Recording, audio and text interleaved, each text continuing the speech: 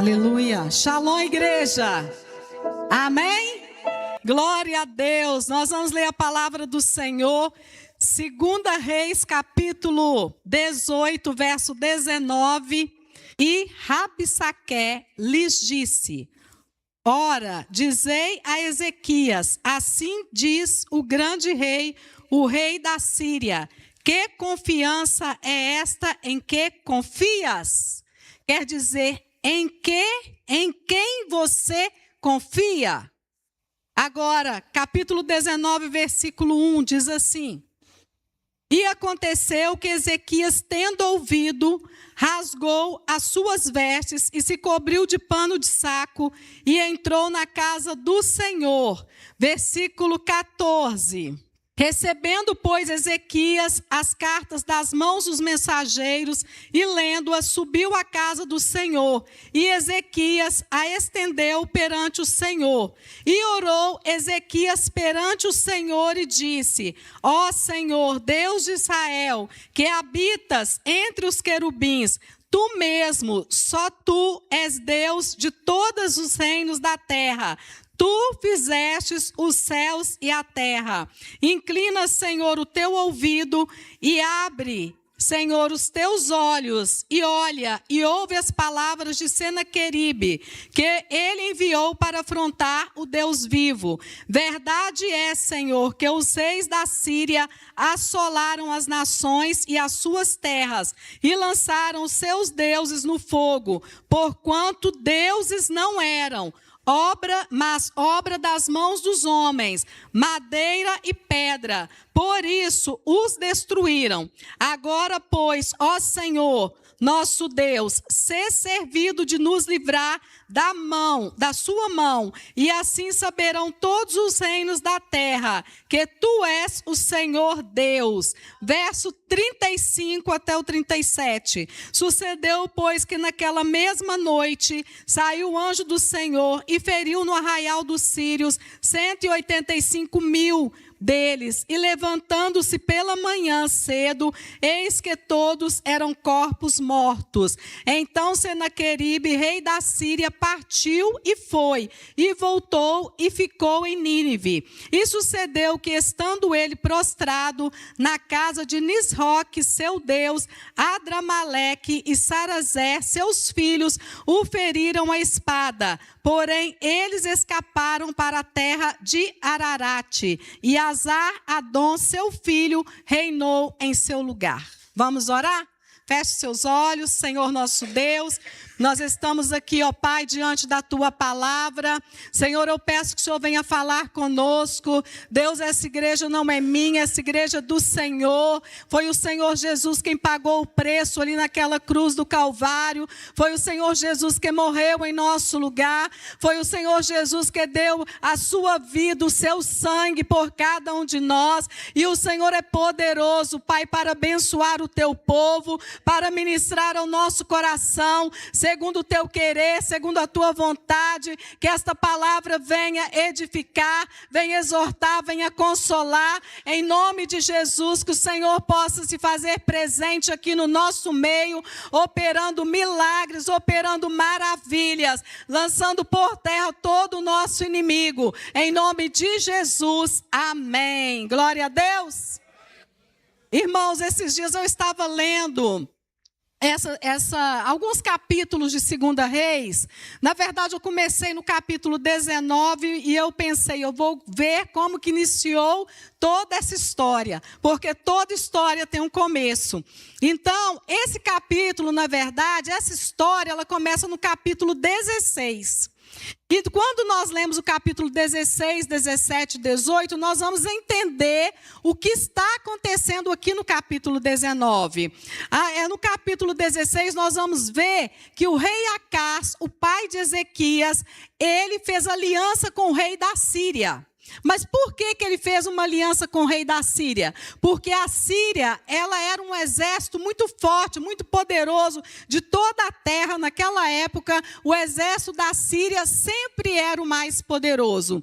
Então, ele, para se livrar das mãos do rei da Síria, ele faz uma aliança com ele. E qual que foi essa aliança? Ele entrou no templo, na casa de Deus, pegou todos os tesouros da casa do Senhor, todo o ouro que tinha ali, e entregou nas mãos do rei da Síria. E se não bastasse só isso, ele foi em Damasco e copiou o modelo do altar aos deuses que o rei da Síria adorava, e fez esse altar dentro do templo do Senhor, em Jerusalém. Então Deus ficou muito triste, muito irado com essa situação. E aí Acaz morre, porque, irmãos, em toda a vida, nos tempos bíblicos, e hoje não é diferente, haviam reis bons e reis maus. É igual nos dias que nós vivemos. Há líderes governamentais bons e há líderes maus. Então não faz diferença. Aqui nós podemos ver que quando vem um bom, ele faz o que é reto diante do Senhor, dos olhos do Senhor. Mas quando vem um que é mau, ele faz aquilo que é mau aos olhos do Senhor. E isso traz muitas consequências para o povo. Então, quando Ezequias ele assume aquele trono, ele colocou no seu coração: eu vou quebrar a aliança com o rei da Síria. Eu não vou aceitar essa aliança de ter que ficar pagando tributos para um rei ímpio. Eu não vou aceitar tirar o dinheiro da casa do Senhor para entregar nas mãos de um rei ímpio. E quando ele toma essa decisão, o rei da Síria fica com muita raiva dele. Porque muitas vezes as pessoas parecem que são amigas quando querem fazer uma aliança. Mas quando não faz aquilo que elas querem, elas se tornam inimigas. Então foi isso que aconteceu. E aqui então ele se levanta contra o rei Ezequias. E ele manda o seu mordomo, Rabsaque, ir até Jerusalém. E ali aquele homem ficou ali com seu exército, do lado de fora, falando hebraico, a língua que o povo conhecia, ameaçando o povo de Deus. Quem é este Deus que vocês servem, que vai poder livrá-los das mãos do rei da Síria? Por isso que o tema dessa mensagem é: em quem está a sua confiança? Aqui nesse texto nós podemos ver que ele ficava afrontando o exército do Deus vivo. Ele ficava afrontando o próprio Deus. E ali então ele entrega um tanto de cartas nas mãos do rei Ezequias. E quando o rei Ezequias pega aquelas cartas, a primeira coisa que ele fez foi buscar ao Senhor. Diante de todas aquelas ameaças, a primeira coisa que Ezequias fez foi buscar o Deus vivo, amém? O Deus Todo-Poderoso. E naquela época, o rei Ezequias, ele vivia então um tempo de medo, um tempo de pressão, um tempo de ameaça, o tempo todo do rei da Síria. E havia 3 grupos na nação. Prestem bem atenção nisso aqui. O primeiro grupo queria render-se ao rei da Síria, queria render ao sistema, queria render-se ao inimigo. E hoje não é diferente. Muitas vezes na nossa nação, muitas vezes dentro da igreja de Deus, existem esses grupos, esses 3 tipos de pessoas. Uma quer render-se ao rei da Síria. É melhor fazer o que o inimigo quer do que lutar contra ele. Irmãos, querendo ou não, nós estamos num campo de batalha, amém? Você querendo ou não, você já está aqui para guerrear. Desde o dia que você falou: eu te aceito, Jesus, como Senhor da minha vida, você já entrou no campo de batalha.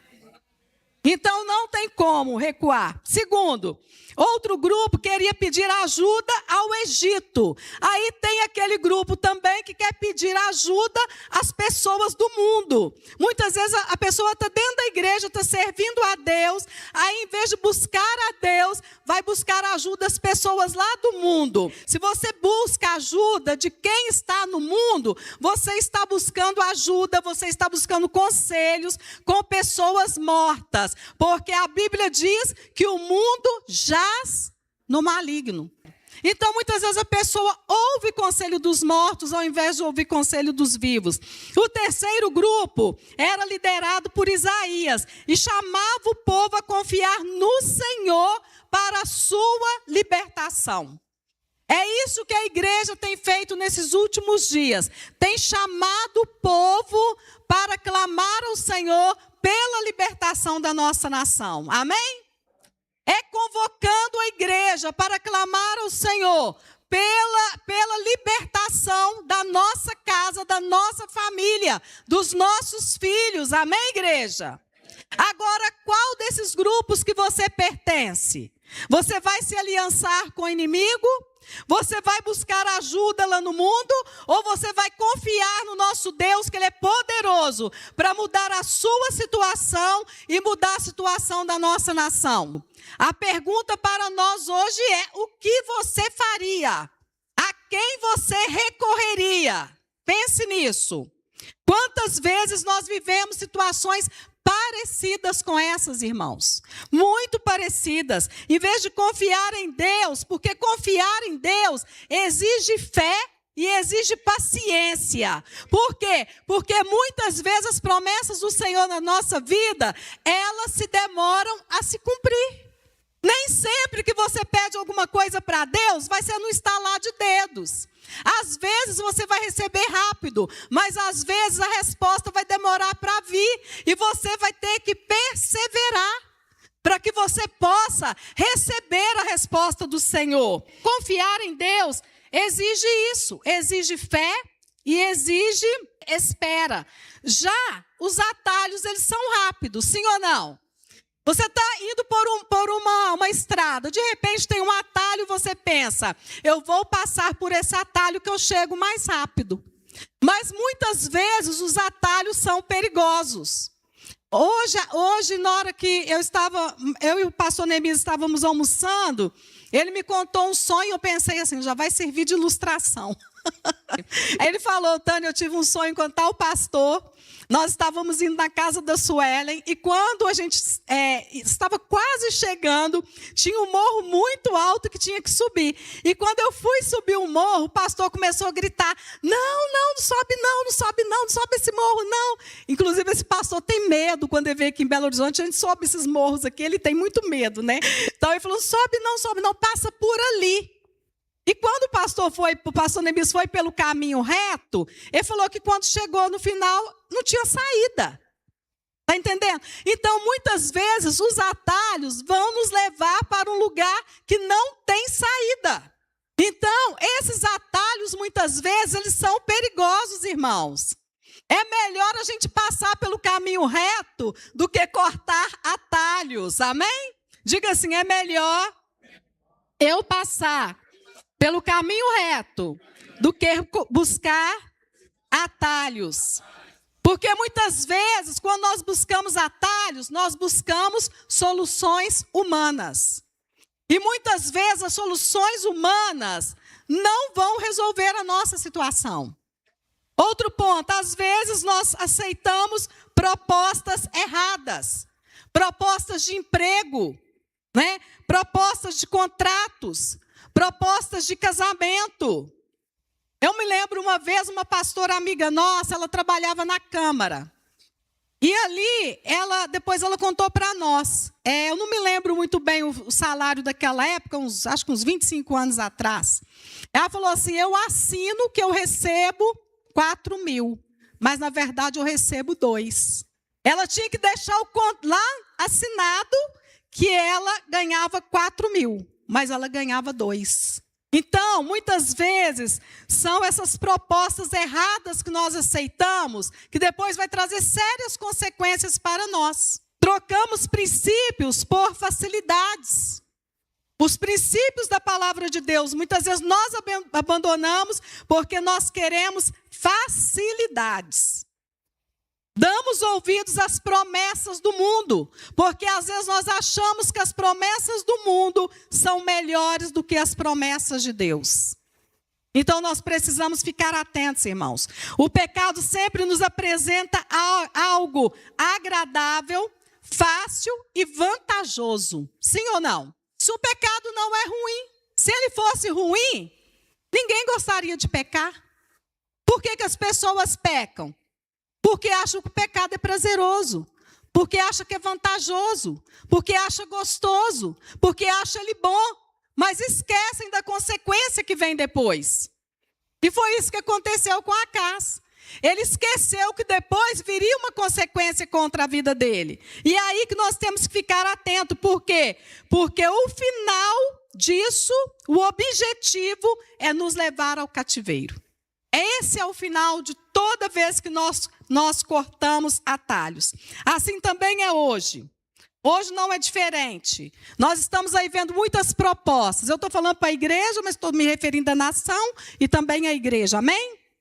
Nós estamos vendo muitas propostas. Bolsa Família. Hoje as pessoas não querem trabalhar porque preferem receber um auxílio do governo do que pôr a mão na massa. Acha que receber um auxílio do governo é melhor. Tem gente que consegue arrumar um emprego fixo, mas não quer. Um emprego de carteira assinada, mas não quer. Eu não quero porque eu vou perder meu auxílio. Olha, se você ganha R$600, aí você vai trabalhar de carteira assinada. Quanto que é o salário mínimo? Vamos colocar o mínimo. 1.600, é isso? Você já vai ganhar R$1.000 a mais, mas a cabeça não pensa. Eu não entendo isso, por que a cabeça não para pensar? Se eu arrumar um emprego, eu vou ganhar muito mais do que se eu ganhar um auxílio do governo. E aí vem, é gás de graça, é desconto na luz. Que desconto que nada, quem paga é quem não tem gato. Quem não tem gato é que paga a conta de quem tem, não é não? De quem tem o desconto. Vocês estão achando que CEMIG vai ficar dando conta de luz de graça para o povo? De forma alguma, né? E mais um tanto de coisa. Antigamente a nossa idade, na nossa não, né? Quando eu tinha 12, 13 anos, a gente ia trabalhar. Com 10 anos a gente ia vender coxinha, a gente ia vender verdura, a gente ia fazer alguma coisa na vida. Hoje não, os meninos estão na escola recebendo pé de meia, em vez de caçar um serviço. Não, é mais fácil receber o pé de meia. O governo fazendo todo mundo comer nas mãos dele. E o povo está aceitando, está cortando um atalho que não tem volta. Né? Então, investimentos enganosos, apostas, relacionamentos destrutivos. Sabe que o relacionamento não vai dar certo, mas entra nele. Sociedades com ímpios, sabe que o negócio não vai funcionar, mas fazem. Então, propostas que afastam as pessoas da dependência totalmente de Deus. Satanás continua oferecendo atalhos e destruindo vidas. Fique atento a isso. Quando a luta é grande, irmãos, nós precisamos correr para Deus. Nós fazemos o jejum todo último sábado. Porque nós estamos correndo para Deus, buscando socorro de Deus. Toda a igreja deveria estar aqui no último sábado, jejuando junto conosco. Não é só idosos, não. São os terceira idade, os jovens, as crianças. Fazer como nós fizemos da outra vez. E o Senhor nos deu a vitória. Mas nós ficamos em casa, nós arrumamos coisas para fazer e fugimos daquilo que o Senhor está nos chamando para fazer. Mesmo sendo rei, ele reconheceu a sua limitação. Ezequias tinha o exército. Ezequias tinha também um exército que era bom na guerra. Mas ele reconheceu que ele não ia dar conta daquela guerra. E ele buscou o socorro do Senhor. A Bíblia diz que ele entrou na casa do Senhor e foi buscar o Senhor nos seus momentos mais difíceis. Sabe o que me chama a atenção aqui? É que há batalhas na nossa vida que dinheiro não resolve. Você pode ter dinheiro, não vai resolver. Há batalhas na nossa vida que amigos também não resolvem. Influência não resolve. Somente Deus pode resolver. Quando o problema vier, corra primeiro para Deus. Só que nós estamos fazendo o contrário. Quando o problema vem, a gente afasta de Deus, a gente afasta da casa de Deus. Nós estamos fazendo o oposto do que Ezequias fez. Ele sendo um rei, ele tendo um exército, e na sua situação difícil, ele corre entra na casa de Deus para buscar socorro do Senhor. Porque quando ele assumiu o trono, ele fez uma limpeza na casa do Senhor. Ele limpou a casa de Deus, ele fez o altar de adoração, ele estabeleceu a Páscoa que havia deixado de lado. Então, irmãos, nos nossos momentos de dificuldades, é aqui, é no altar que você vai receber sua vitória. Não fica pensando que é você ficar chuchado dentro de sua casa, sem vir na igreja que vai resolver, não. É aqui, no altar de Deus. Porque no altar tem palavra. Até um louvor fala com você. Porque o louvor, ele liberta. Às vezes você entra aqui triste, mas quando você louva o Senhor, você sai alegre. Há dias em que o coração fica angustiado mesmo. Todos nós ficamos angustiados, gente. Quem aqui nunca teve um dia de angústia na vida? São situações difíceis demais que a gente enfrenta. Mas quando a gente está angustiado, vamos correr para a casa do Senhor. A mensagem de Ezequias para Isaías foi: hoje é um dia de angústia, Isaías. Ele mandou os servos dele buscar a resposta com Isaías. Ele falou: hoje é um dia de angústia. Quem nunca viveu um dia assim? Quem nunca viveu um dia de medo? Medo de perder o emprego, medo de alguém morrer, medo de até você mesmo morrer, medo de perder um filho numa situação difícil que ele está, viciado em alguma coisa. Quem nunca viveu isso? Dias de notícias ruins, de crise familiar, que toda família tem suas dificuldades, tem seus problemas. Quem nunca viveu isso? Um dia de vitupério, quer dizer, um dia de críticas, um dia de insulto, um dia de calúnias, um dia de humilhação, por causa do Deus que você serve. Um dia eu estou lá em casa fazendo meu serviço, eu acho que o povo pensa que pastor é desocupado. Aí estou lá fazendo meu serviço, na correria, Jéssica, dando faxinão na casa. Meu telefone está pitando, apitando, apitando. Sabe quando seu telefone vai pitando sem parar? Que aí você pensa assim, peraí, deve ser alguém que está passando mal, alguém morreu. Eu vou ver o que é. Corro lá, pego o celular para ver o que é. Quando eu vou ver mensagem de duas abençoadas sem serviço, mandando mensagens para mim de afronta. Cada uma. Gente, esse dia o diabo usou cada uma. Porque tem crente que o diabo usa. Esse dia o diabo usou cada uma delas. Cada uma mandou 15 mensagens para mim. Parece que falou assim no ouvido de uma: você vai mandar 15 mensagens. E falou no ouvido da outra: você também vai mandar 15 mensagens. Quando eu comecei a ler aquilo, eu falei: capeta do inferno, sai para lá com esse espírito de perturbação. E coloquei o celular para lá e continuei fazendo meu trabalho. O diabo, ele faz isso. Ele manda mensagens aí no seu celular para tirar a sua paz. Põe ele para correr, meus irmãos. Manda ele sair para bem longe, em nome de Jesus. Porque tudo que ele quer é atazanar com a sua vida, é tirar a sua paz. Então Ezequias fala: hoje é dia de blasfêmia. Blasfêmia contra quem? Blasfêmia contra o Deus vivo e poderoso. Quantos cristãos hoje são criticados porque servem a Deus? Vem dizer que você nunca foi criticado porque você serve a Deus. Quantos de nós somos afrontados porque nós servimos o Deus Todo-Poderoso? Quantos têm vergonha de falar que eu sou crente, porque sabe que vai ser zombado, criticado, insultado, caluniado? Quem não passa luta? Todos nós passamos lutas e dificuldades. E nesse momento nós precisamos entender algo importante. Deus também usa os seus intercessores. Ezequias manda buscar ajuda de Isaías.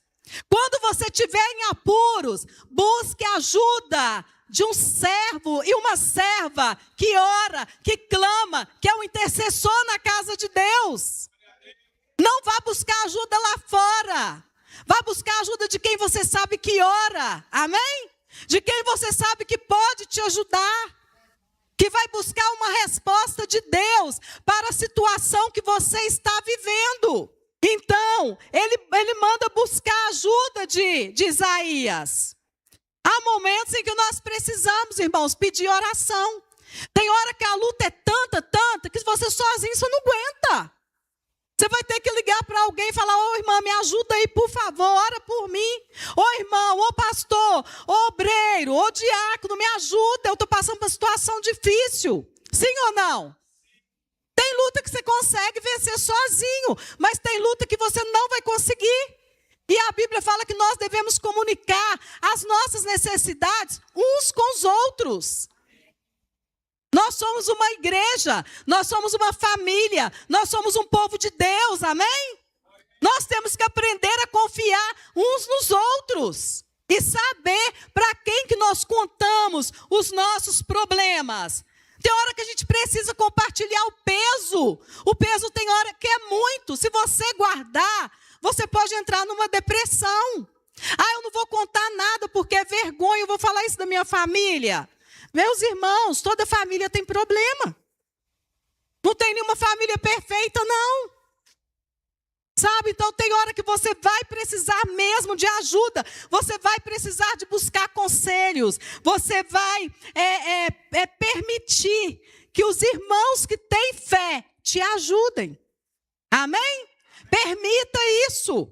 Porque senão você vai ficar fraco, desanimado, quando você pensar que não, o diabo já te derrotou.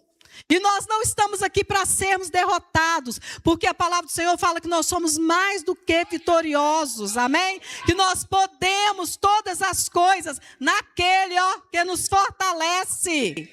Então não lute sozinho. Deus coloca pessoas espirituais ao nosso lado para fortalecer a nossa caminhada. Mas Deus usa os seus servos, amém? Deixe Deus te usar. Às vezes você está aqui dentro da igreja, a pessoa que está do seu lado está precisando pelo menos ou apenas de um abraço seu. Abrace com vontade, irmã. Quando uma irmã for te abraçar, abraça aquela irmã com vontade e aperta ela. Fala: irmã, Deus é contigo, amém? Porque às vezes você fala assim: eu não sei pregar, não sei falar nada. Se um abraço que você der, já resolve muita coisa. Os irmãos aí, os homens, abraça um ao outro, profetiza uma palavra de vitória. Então, olha, não lute sozinho. Deus coloca pessoas espirituais ao nosso lado para fortalecer a nossa caminhada. Amém, gente? Quantas vezes nós pensamos assim: ah, Deus não está me ouvindo. Ah, eu estou orando, parece que o céu está de bronze. Ah, a resposta demorando vir. Eu acho que Deus se esqueceu de mim. Deus não esqueceu de você. Deus está te ouvindo e Deus está te vendo, amém? A resposta de Isaías para Ezequias foi: não temas, Deus ouviu a sua oração. Nós servimos um Deus vivo. Nós não servimos um Deus morto. Amém? Talvez você entrou aqui angustiado, entristecido, pensando em desistir, sem forças nenhuma, mas não desista, Deus é com você. O nome de Ezequias o significado do nome dele é fortalecido por Deus. Ou força de Deus. Mas naquele momento, ele fala assim com Isaías. Ele manda o recado. Que a luta era tão grande que ele já tinha perdido a força. Não havia mais força nele. Pensa bem, um homem que o significado do nome era a força de Deus, havia perdido as forças, porque ele falava que as dores eram como dores de quem ia dar à luz. Eram como dores de parto. Irmãos, tem vezes que a nossa luta é tão grande que parece uma dor do parto mesmo. A gente sente cólica, a cabeça dói, dá uma tremedeira, e você, meu Deus do céu, o que é? Não é nada, é a sua luta que está grande demais. Glória a Deus. Mas Deus tem a força que você precisa, Ele é a força que nós precisamos, amém? Glória a Deus. Mas assim como Deus ouviu Ezequias, Ele também ouve você. Então, não troque a promessa de Deus por atalhos. Atalhos, você chega, Pode chegar mais rápido. Isso é, se ele não te jogar no abismo. Porque atalhos, ele pode te jogar em grandes abismos. E ele pode te levar a um beco sem saída. Então, não corte atalhos. Vai direitinho do jeito que Deus te falou. E no tempo da promessa, ele vai cumprir a promessa. Amém? Ah, mas vai demorar. Vai demorar, mas vem direto de Deus para a sua vida. Não troque Deus pelas soluções rápidas. Não faça isso. Ah, eu vou por aqui porque aqui é mais rápido, é mais fácil. Não faça isso. Espere em Deus. Esperei com paciência no Senhor. E Ele se inclinou para mim e ouviu o meu clamor. Não aceite propostas que não são de Deus. Como eu citei aqui na mensagem. Se o contrato é 4.000, receba 4.000. Não aceite assinar 4 e receber 2. Amém?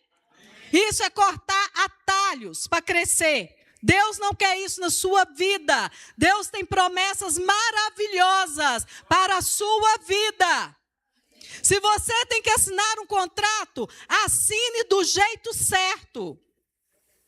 Não faça do jeito errado, porque lá no final da linha, a consequência vai chegar.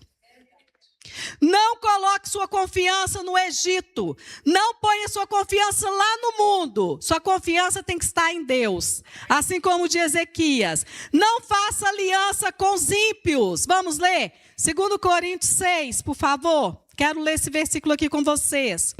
Não vos prendais a um jugo desigual com os infiéis, porque que sociedade tem a justiça com a injustiça e que comunhão tem a luz com as trevas? Estou lendo isso aqui só para refrescar a sua memória, porque você já conhece, eu já conheço, amém? Então o Senhor está falando, não vos prendais, não faça alianças com os infiéis. Porque que sociedade tem o fiel com o infiel? Nenhuma. E que concórdia há entre Cristo e Belial? Ou que parte tem o fiel com o infiel? E que consenso tem o templo de Deus com os ídolos? Nós somos o templo de Deus, amém? Não temos aliança com ídolos, não temos aliança com ímpios. Nós somos de Deus, irmãos. Ele ainda diz assim, continuando aqui, que consenso tem o templo de Deus com os ímpios? Porque vós sois o templo do Deus vivente. Como Deus disse, neles habitarei, e entre eles andarei, e eu serei o seu Deus, e eles serão o meu povo, pelo que saí do meio deles. Apartai-vos, diz o Senhor, e não toqueis nada imundo, e eu vos recebereis, e eu serei para vós pai, e vós sereis para mim filhos e filhas, diz o Senhor, o Todo-Poderoso. Não toque em nada imundo para você se enriquecer. Ah, eu vou tocar nisso aqui para eu comprar um carro, para eu comprar uma casa, para eu construir, para eu ser bem-sucedido. Não faça isso. É o conselho do Senhor para nós nessa noite. Não se afaste da casa de Deus. Hebreus 10, 25. Diz que não deixando a sua congregação, como é costume de alguns. Irmãos, quando eu estou em situação difícil, eu faço igual Ezequias. Ele fez isso aqui, ó. Colocou as cartas de Senaqueribe no altar e orou ao Senhor. Traga o seu problema para o altar.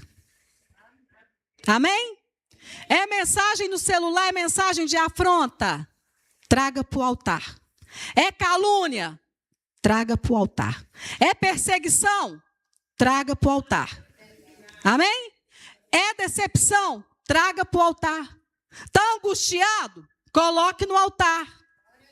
Amém? Ele colocou as cartas no altar perante Deus e Deus enviou a resposta. Confie no Senhor, porque quem depende de Deus nunca luta sozinho. Ezequias não precisou nem de lutar. Deus enviou o anjo, Gerson. Um anjo só. Você crê que um anjo só é poderoso para resolver a sua situação? Um anjo só matou 185 mil assírios. Numa noite.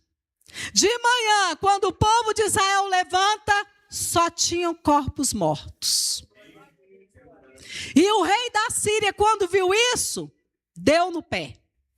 Cadê o rei que estava afrontando Ezequias? Cadê o rei que estava blasfemando contra Deus? Cadê o Deus que você serve? Onde ele está? Será que ele pode te salvar? Deu no pé. Foi parar na casa do seu Deus, Nisroque. E lá dentro, conforme Deus falou que ele seria morto à espada, ele foi morto pelos seus 2 filhos. Porque o que Deus fala, Deus cumpre. As promessas que Deus fez na sua vida, elas irão se cumprir. Quem pode tomar posse disso aí? As promessas que Deus fez na sua vida, elas irão se cumprir. Apenas confie, apenas creia em Deus. Com quem está a sua confiança? Eu vou perguntar e vocês vão responder. Com quem está a sua confiança? Amém? Só uma ilustração para terminar. De um filme que eu vi, eu não sei se vocês já assistiram. Os 3 Conselhos.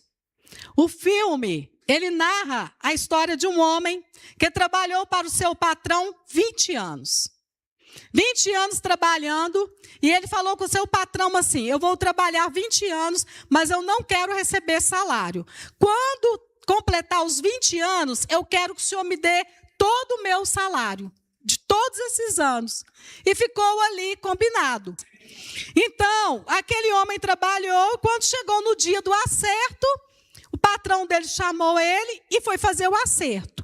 Ele falou, aí o patrão fez a proposta para ele. Você quer que eu te dou o seu salário dos 20 anos ou você quer os 3 conselhos? Se eu te der 3 conselhos, eu não te dou o seu salário. Se eu te der o seu salário, eu não te dou os 3 conselhos. O que você faria?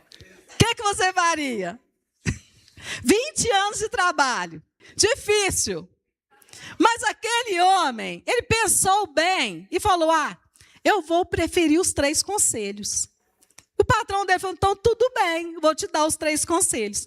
E o primeiro conselho foi, nunca tome atalhos. Foi o primeiro conselho. Nunca tome atalhos. A pressa, ela pode custar sua vida ou seu destino. O patrão falou com ele, nunca tome atalhos. Porque a pressa pode custar a sua vida. No decorrer do filme, ele parou numa bifurcação e ele ia cortar atalhos. Mas ele lembrou do que o patrão disse, não corte atalhos. Um homem falou com ele, passa por aqui, é mais perto. Mas ele lembrou do que o patrão disse, não corta atalhos. E ele não cortou atalhos, foi pelo caminho que ele tinha que ir. O segundo conselho, não seja curioso sobre o mal. Evite se envolver com aquilo que é destrutivo, pois essa curiosidade pode ser fatal. Não seja curioso para o mal. Ele para num lugar para dormir, escuta um barulhão à noite de um homem parecendo que queria matar alguém. Quando ele ia abrir a porta para sair, ele lembrou o que o patrão falou. Não seja curioso para o mal. Porque isso pode te custar a vida. Isso pode te prejudicar.